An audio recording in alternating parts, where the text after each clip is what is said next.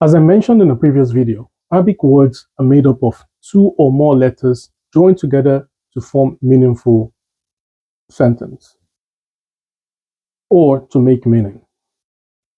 In Arabic, there are three types of words. There's the noun, the verbs, and the particles.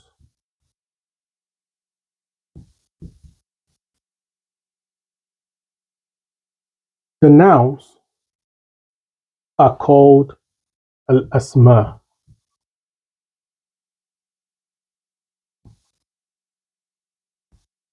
The particles al-huruf. The verbs al-af'al.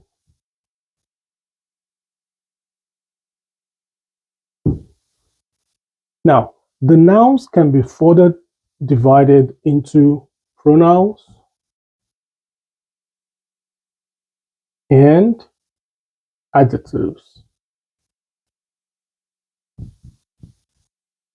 The verbs can be further divided into your adverbs. And the particles can be your prepositions, your conjunctions, and so on. Now, of course, nouns would be the names of a person, animal,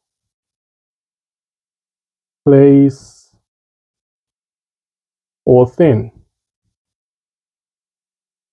Name.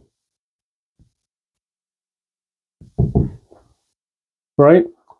Whereas your verb is a word that describes an action. It describes an action and has other information about that action, like the gender of the person that performed the action, the number of people that performed the action, the time in space that the action occurred. So your verb gives you information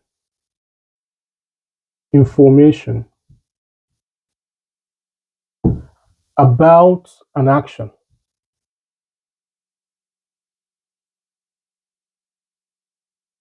Including the time it occurred,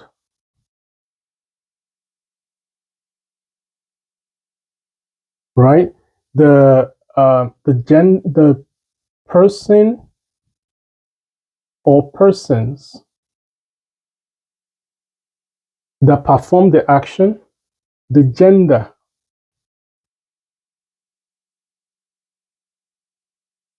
of the performer.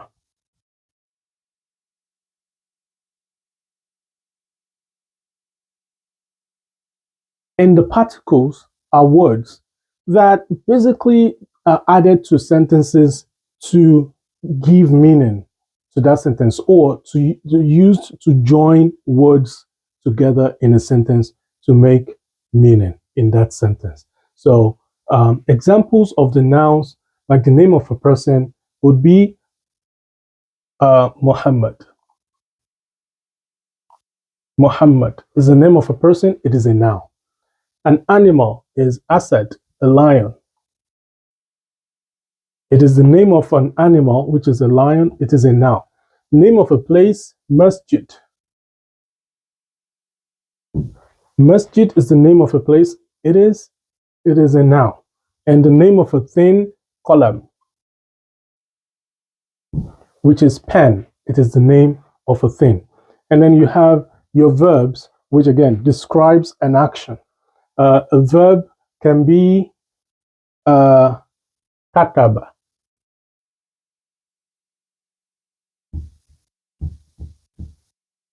He wrote. This word gives us information about an action that was performed. He wrote. The action that was performed is writing, right? It was performed. It tells us the gender of the person that performed the action, which is the he. It tells us that the gender is masculine. The person that performed that action is a he. That is the gender of the performer of the action. It tells us the persons involved in performing that action. The number of persons is one, because we know that it is one person where it said he. So we know that it is one person involved in performing this action. It also gives us information about the time that the action occurred, because we said he wrote. We know that it happened in the past. So it gives us this three information. It is a verb. Again, it gives us information about the action that was performed, which is writing. Tells us the gender of the person that performed the action. Tells us the number of persons that performed the action and the time that the action was performed. And then for your particles, you have such particles like be, like you have in Bismillah, which means with. You have ala, which is on, right, on top of something. You have ila, which means to, and so on and so forth. So these are the different Arabic words and as they are used in the parts of speech. Inshallah, in the next video, we'll look at each of them and explain in depth individually. We explain about the nouns individually, how to identify nouns, what characteristics they have, and so for the verbs and so for the particles as well. Haza wassalamu alaikum wa rahmatullahi wa barakatuh. Please do not forget to click on the like button